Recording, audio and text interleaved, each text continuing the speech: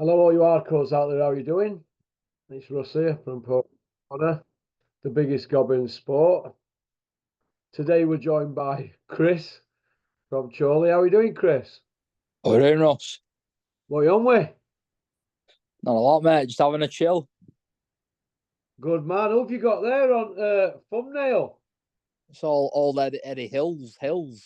You've got Hills on there. What with Scarface AK-47 assault rifle? Yeah, mate. Old Eddie Hills, the silent assassin. I know, yeah. Putting it on Jarrell Miller and that, Chris. Yeah. Well, he set about him on the hard road, didn't he? Hey, what we're all are about. Eddie going all road, man.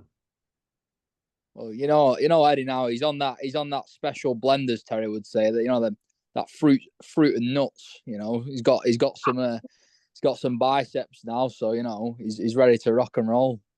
What did you think to Terry's comment saying that Parsons is not qualified to talk about beef? What kind of is it? Raw beef or is it cooked beef? Intense beef, isn't it, with them boys down there? It's always intense, isn't it? Laughing luncheon meat. Laughing. I've just been looking at something on IFL and it says, on this day in 1988. They're struggling, aren't they, kid? Well, I'll tell you what. Just before I come on, I've just seen on Instagram an IFL post. I'll send you after this, and it says, I'll read it to you now. It says, "Prime Conor Benn versus Prime Amir Khan. Who wins and how?" You're joking me. Is that what it's got to now?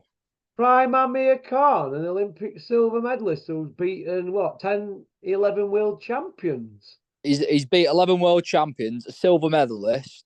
I mean, can't get much better. And then let's have it right. Khan's resume, as we would say, It's up there, isn't it? can't. It's elite. It's elite. You know what I mean? It's not washed up fighters like Conor Benn, is it? No. No, I know we got Brook at the end, but up until that point, I mean, you can't say he's got bad names on there, really, can you? Well, listen, two that spring to mind are Devon Alexander and Maidana straight away. Yeah, well, just think of that, right? I mean, I mean, they're asking who would win a prime Ben or a prime Khan. Let's just remember, Amir Khan absolutely survived an onslaught from Maidana for about 6 rounds or so, and then went on to outbox him. Now, can you imagine if Conor Benn fought Maidana? What would happen? Listen, is it IFL that have put that out? IFL's put it. I'll send it you after this.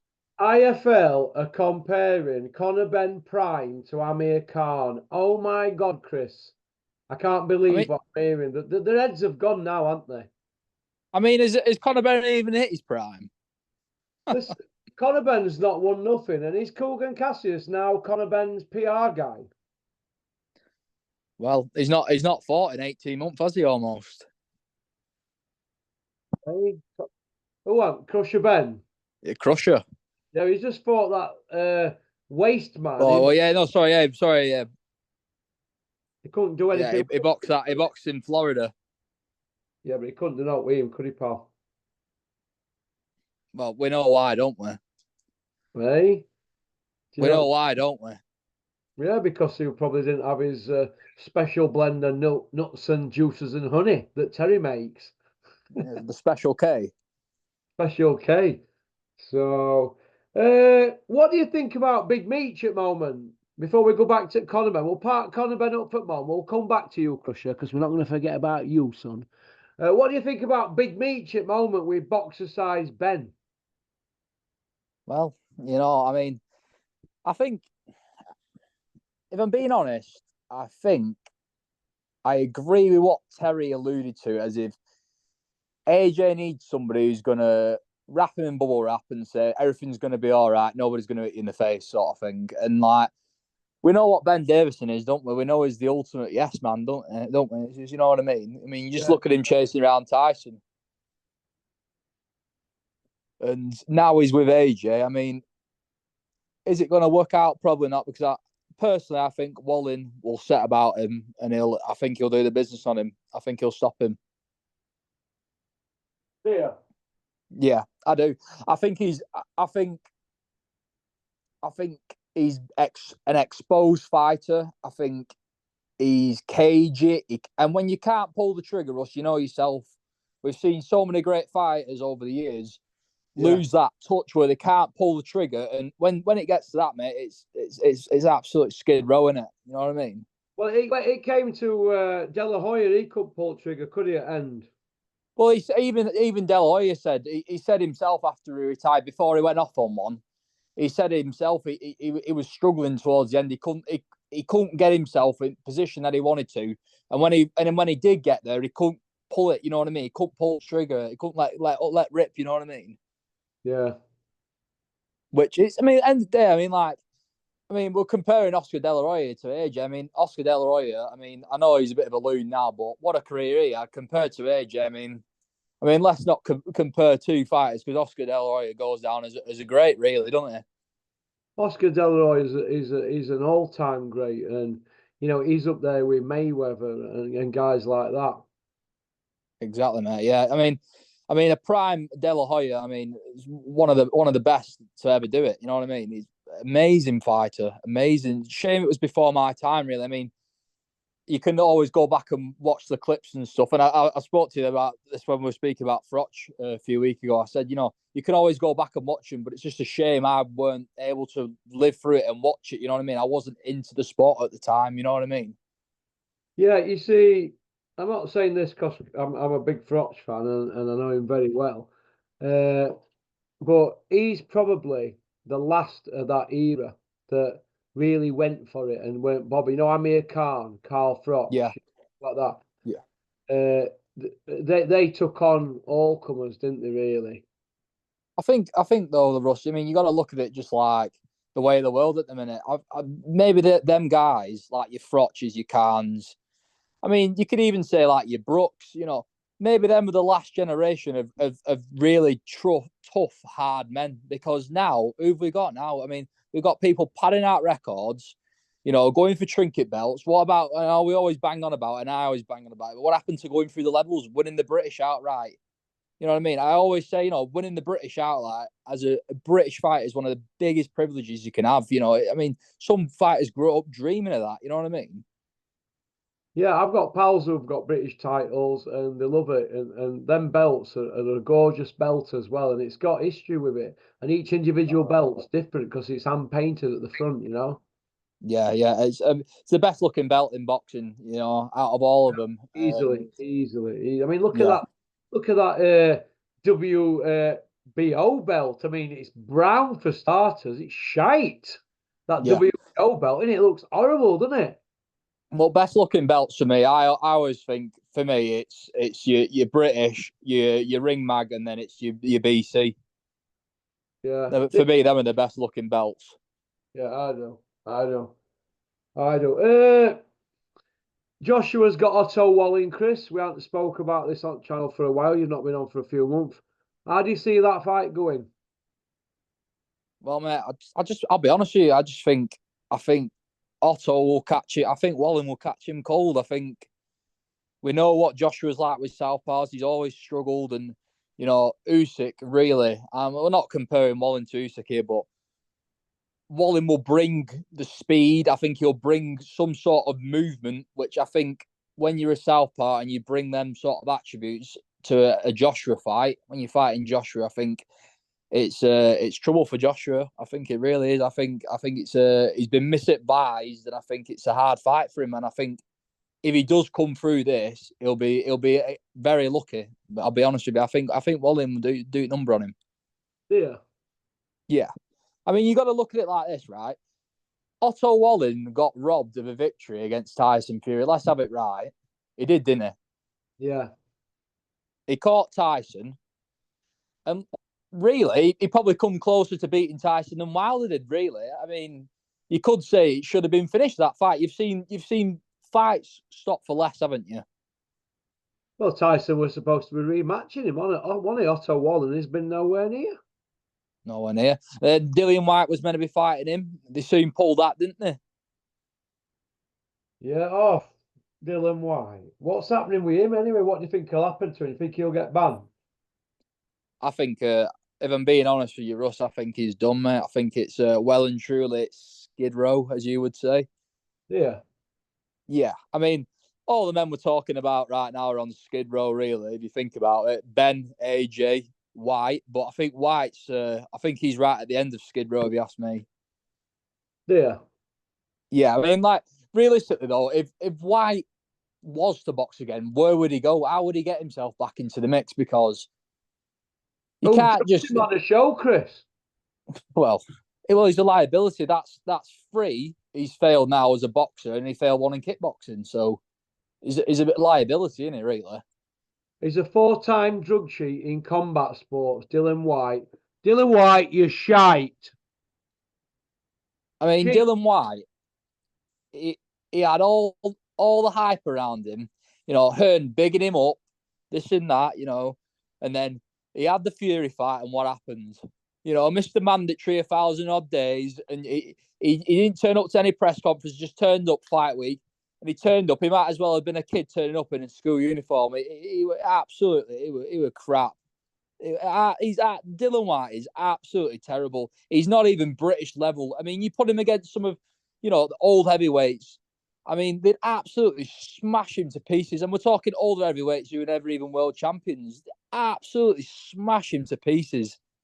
What would Gary Mason do to Dylan White or Glenn McCrory?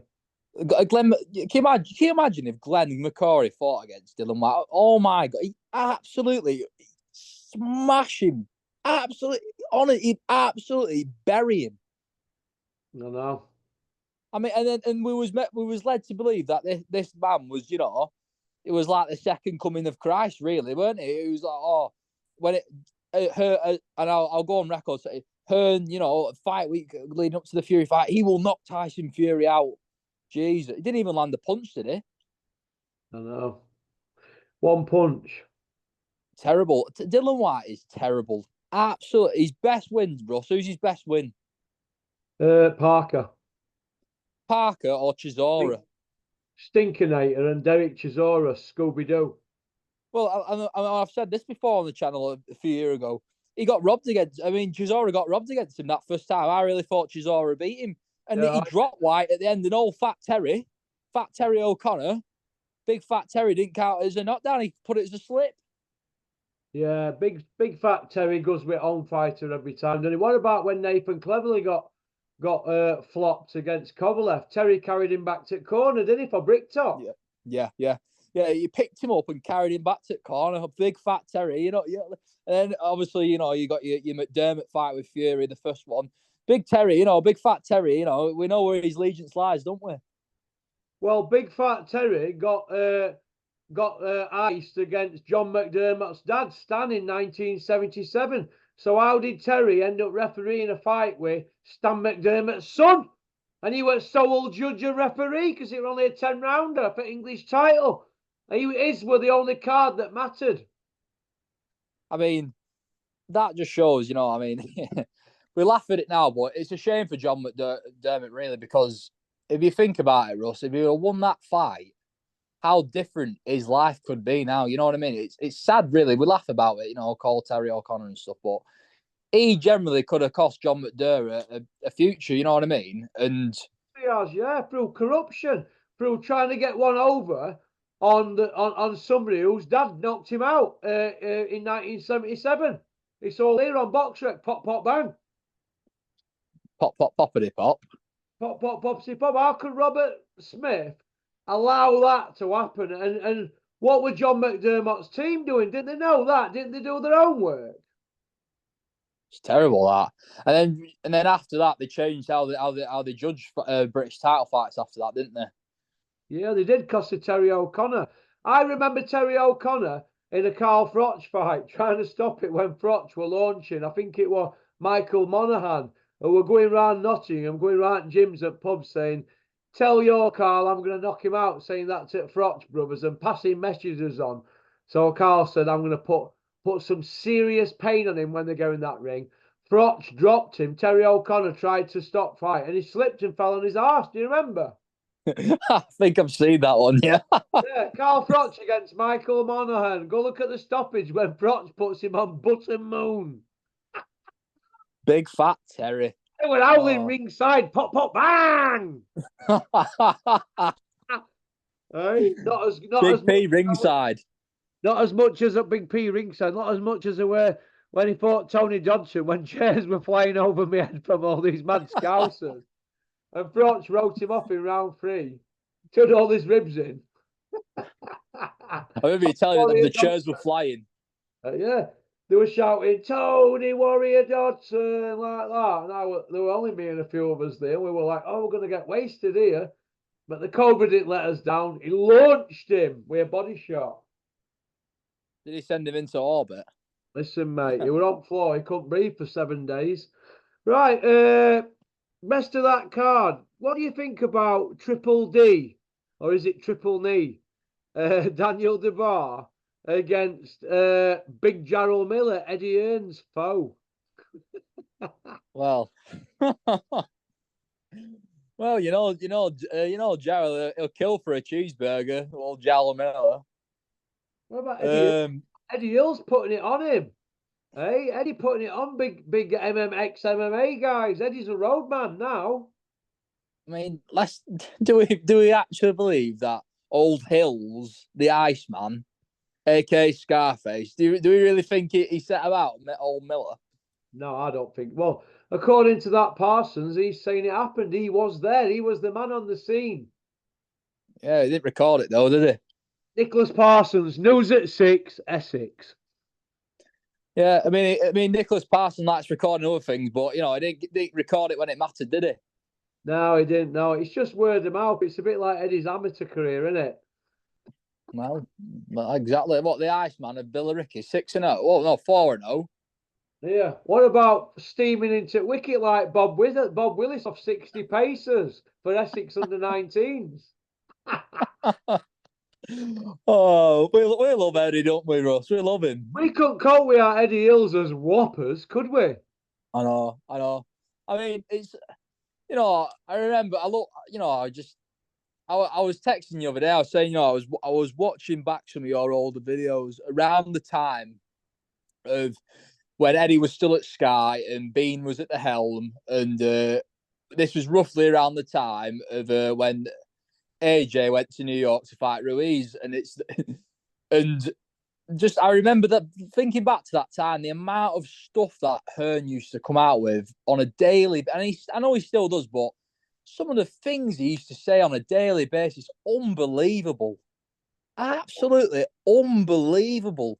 Some of the things he used to come out with. What do you mean, like lives? Just like absolute, just a walking. I mean, we know he's a walking contradiction, but oh my, some of the things he's come out with. And like, just, we're going to announce this at this date and this and that and this and that. And he said before the Ruiz fight, it was, AJ and Wilder, it's next, this and that. And we're, how many years on are we now? We're like 3-4 years on since that Ruiz loss. And we're no closer to getting it now than we were then. Well, listen, do you remember in April 2017 when they flew Wilder over, paid him a fortune, put him in Hilton, he had a business class ticket, and they said, and Eddie said, and I quote, Deontay Wilder fights the winner of Vladimir Klitschko, Anthony Joshua, without a shadow of a doubt. It's a done deal. That were his words, April 2017. Well, we're 3 or 4 weeks, aren't we, from 2024? And Wilder is still saying that AJ don't want it. And Eddie's still saying, oh my God, to this day, he's still saying, it's done, it's on. And do you know what? I don't think anybody's listening now, are they? Only Coogan on IFL. Nobody else is buying it, are they? Well, we know, Russ. We know people are starting to switch off now. It's boxing has lost its sparkle as such, and it's lost its touch. It's lost its way. Boxing. It's a dying sport, which is a shame to say, because I love boxing. It's for me, it's the best sport out there. It's it's the rawest form of, brutality, but it's an art. And I love boxing, but it is a dying sport now. And it's because of people like Eddie Hills, because Hills is single-handedly, and let's not forget Warren as well, because we've not even got on to Warren yet, but Hills is one of the main contributors to the sport dying. Fights not happening, domestic level being froze out because everybody's hanging around for Saudi money now. It's just an absolute mess. Yeah, it's a mess. And you know what? It's going to get worse before it'll get better. And it breaks my heart. I know. It's terrible, like just like people like Dennis, like how Dennis has fallen from, he had such a great stable at one point, and Dennis is now he's literally non-existent, really, isn't it? It's just an absolute shame. You got people like Mick Hennessy pushed to the wayside. Mick Hennessy, one of the great British promoters. How many people has Mick Hennessy scouted over the years? You know what I mean? Scott Carl Froch, Tyson Fury, Hughie Fury, Chris Eubank Jr. turned pro with him, Darren Barker, Lenny Dawes, The Savannah. list goes on. The list goes on. Mick Hennessy finds them. But in my opinion, he don't keep them because a lot of fighters, they want money and they want to do commercial and mix basically boxing, isn't he? Yeah, well, that's it. That's the worst thing about it, because you got somebody like Mick Hennessy who is boxing. You can't tell me Mick Hennessy, Eddie Earn's not more a boxing person than somebody like Mick Hennessy. Not a chance. Not a chance. Eddie has created this thing now where it's all scripts and entertainment. It's not about boxing anymore and fighting. It's entertainment, and that's when it was under Bean at Sky. That's what it was. That's what it always was. To me, it was always directed as entertainment. And now at the zone, for me, it's still the same thing. Even though Bean's not there, it's all about entertainment. And it's like, such a body's fighting. Let's go out and, we'll get some cheap tickets and we'll go out on a night out and, we'll see a few celebrities there and, and we'll go out on a piss. It's not about, we'll go watch somebody fight anymore. You know what I mean? It's all a night out and entertainment now. Yeah, that's what's happening, mate. That's in front of our eyes now, mate. I want to ask you something, Chris. Do you feel now that, fighters are more or less putting themselves out there on social media more than ever, and they think that if they get with Matchroom will dictate who they train with. They have to have the trainer they choose, and then what happens is it looks like they're slotted on IFL regular. Do you think, like, your Dylan Whites and people like that who really they've had a lot of hype and they do a lot of views because they're controversial on social media and interviews and that bit. Do you think that hype, they're putting too much effort into that and not enough into learning how to fucking box? Well, you said it yourself, Dylan White. Let's take Dylan White as an example. I mean, Dylan White has had, is it 7 pay-per-views? 7 pay-per-views he's had? Yeah, Brock had 3. Well, Dylan White has had 7 pay-per-views, right? And he's a multi-millionaire, and he's he lives in Portugal, obviously for tax reasons. Yeah. And Dylan White has made a career off being a hype job. He's a guy who likes to rile things up, can get a bit pushy and aggressive, a bit like Chisora. And then also he'll come across as a funny guy on IFL. You know what I mean? Because he's a funny guy, and that's all he's made a career off. Really, he's not a good boxer. He's got a British belt at home who he won off Ian Lewinson. Vacant. A vacant British belt against Ian Lewinson. Oh my god! And that's all. That's the Dylan White story. Like Chisora. I mean, we know Chisora can have a bit of a fight, but Derek Chisora again. He's made a career off flipping tables, slapping people, spitting at people. And what's he won? He's won a European. He's never won a world title. And I know, it sounds a bit harsh when you put it like that, but winning a European, yeah, that's his level, great. But Derek Chisora's had 4 or 5 pay-per-views. You know what I mean? Multimillionaires, these people. And best thing about it is, and people can pull me up on this, we've let them into the sport, right? And people have allowed it to happen. They've been controversial, and you've got people running around, these camera jockeys, giving these people airtime, and for what? They're not. It's just overhype, and you know what? People have bought into it, and then when they get to the promised land, they never deliver, do they? No, no. I mean, even just like, look at AJ for example. Like, I know we're switching from fighter to fighter here, but AJ, when he's got to the promised land, has he ever delivered? I mean, you could say, yeah, he scraped himself off the canvas against Vlad, but Vlad, he was a busted flush, Vlad, then he was done. Vladimir was done then. But when he fought Usyk, they were saying, oh, he's a good big one, sorry, beats a good little one. And what happened? He got absolutely schooled by. I mean, Usyk made him look like an amateur. Joshua, gold medalist. He was unified world champion twice, and he made him look like an amateur. It's like his feet were in different postcodes. He was slow. He was sluggish. He was ponderous. Like there's no head movement. It's just absolutely terrible, terrible. I know. And he's made a career off being a walking billboard because he's got the beats round the neck. He's got the Lucozade in his hand. He's got the Under Armour tracksuit on. He's made a career off just being a walking billboard. Do you feel that Anthony Joshua, if he loses against Waller, he'll walk? No, because there's two. With Joshua, I think there's always going to be money on the table, isn't there? They could always go to Tyson with begging ball, couldn't they? You know what I mean? Or they could even try dig Dylan White up and try get it on again, couldn't they? There's always money on the table with Joshua, isn't there?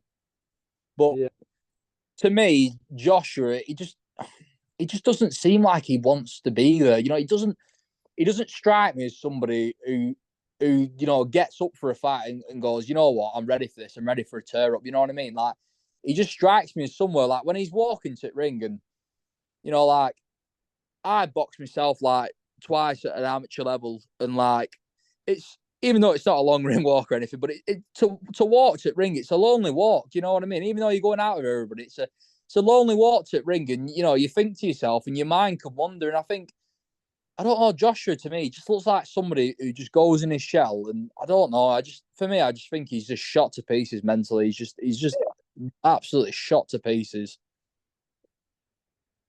Well, do you think that after Ben Davison an impart, because obviously Joshua's in a position now where he's just firing everybody in here. Do you think after Ben Davison and him fall out, do you think that they'll go to Shane McGuigan? Well, there's only one man he can go to, Russ, isn't there? Who's that? Adam Booth. Adam Booth's not been on the scene for a bit, has he? We don't hear out from Adam Booth. Go to Adam Booth, he's the best, the Dark Lord. What about the Dark Lord? Is he finished now? I was waiting for that. The Dark Lord, what's happened to him? He's gone quiet though. I mean, like, even when like people like Josh Kelly and stuff, I mean, where's Josh Kelly? He's gone quiet. You know what I mean? It's all very quiet on the Western Front. All quiet on the Western Front. What do you think about Isaac Lowe calling people out and getting heavy on social media?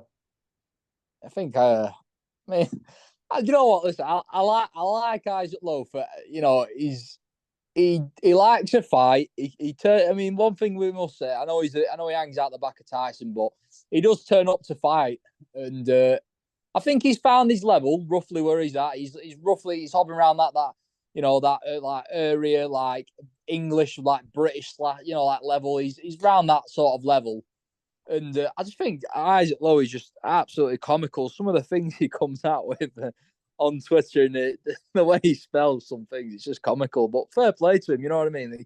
He turns up and he fights. So, I just respect him, but it's some of the things he comes out with. Brilliant. Do you think Isaac Lowe can read and write? I'm just asking, do you think he can? I don't know, mate. It's a hard one, that. Isn't it?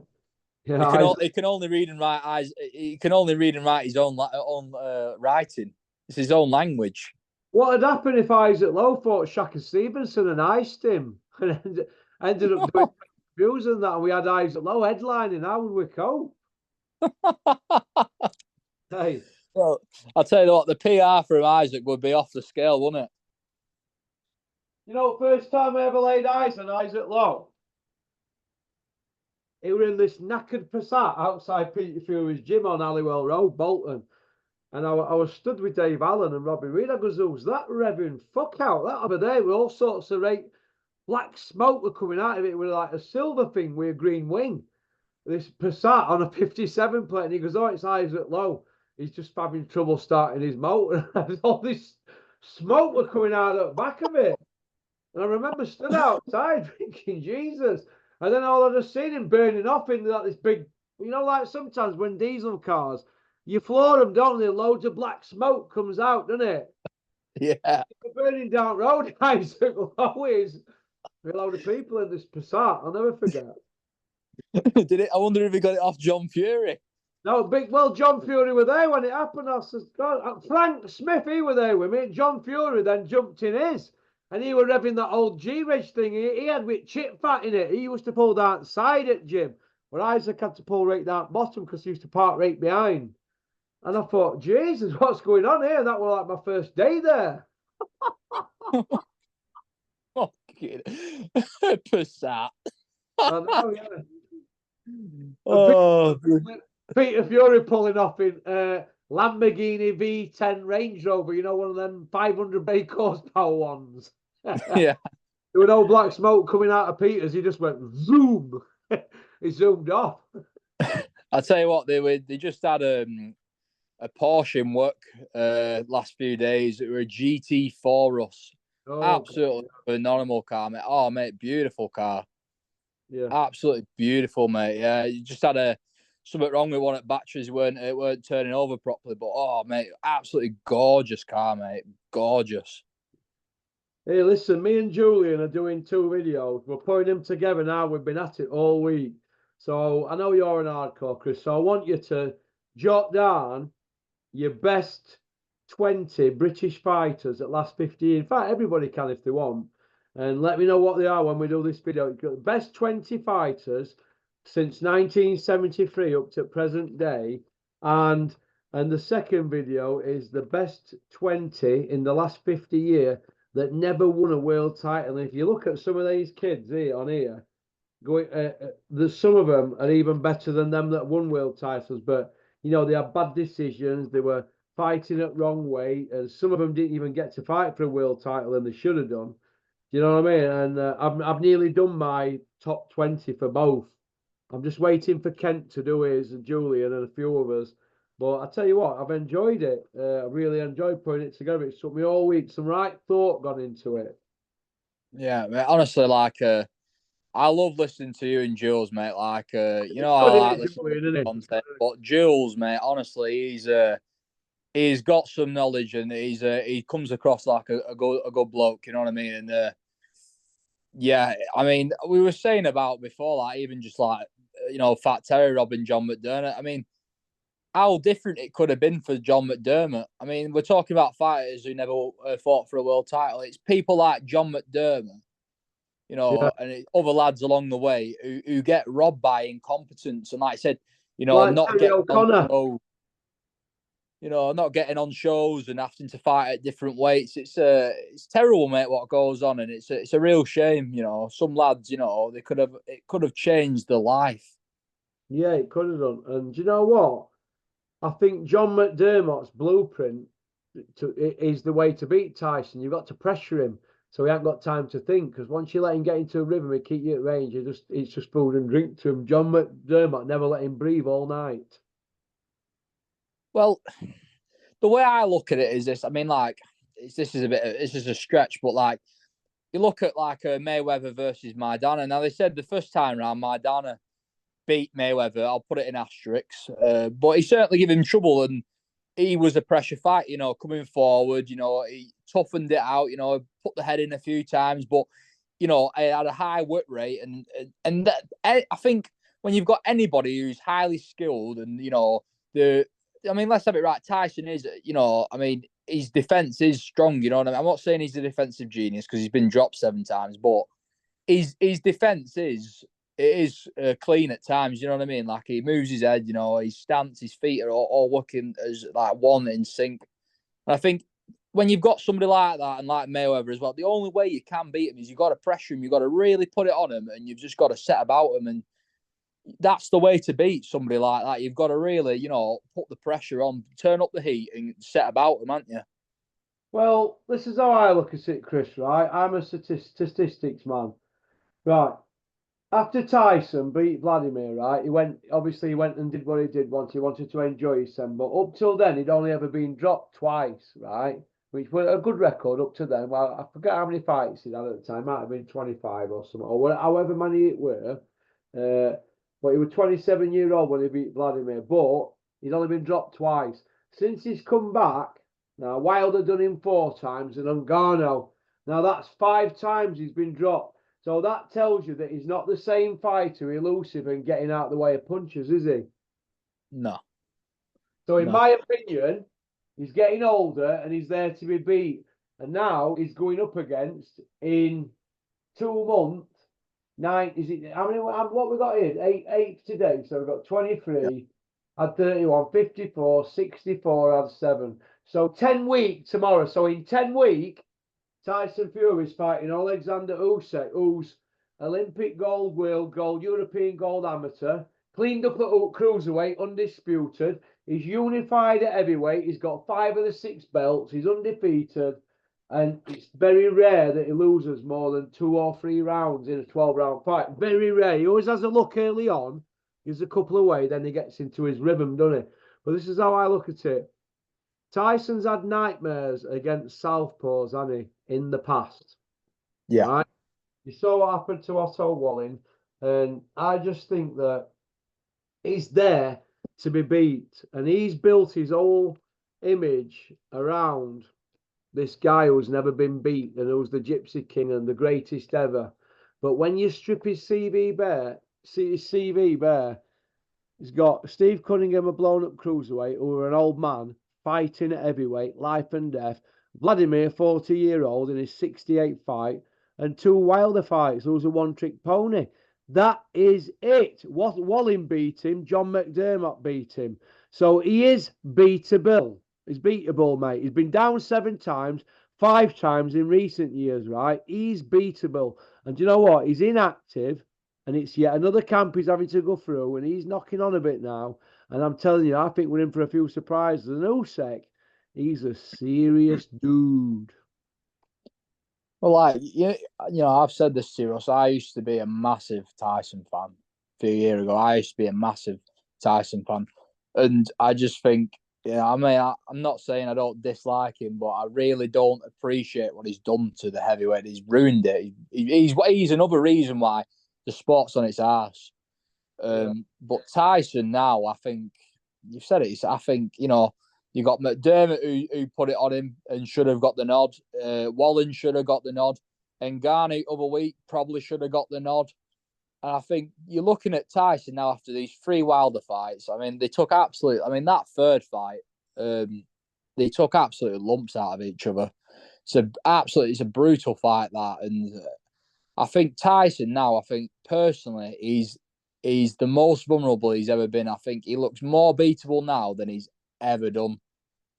And I think Tyson now, he needs his Uncle Peter more than ever because he's looking chinny, he's unfit. Tyson always, turns up and he's a 12-round fighter, Tyson. He always comes on strong.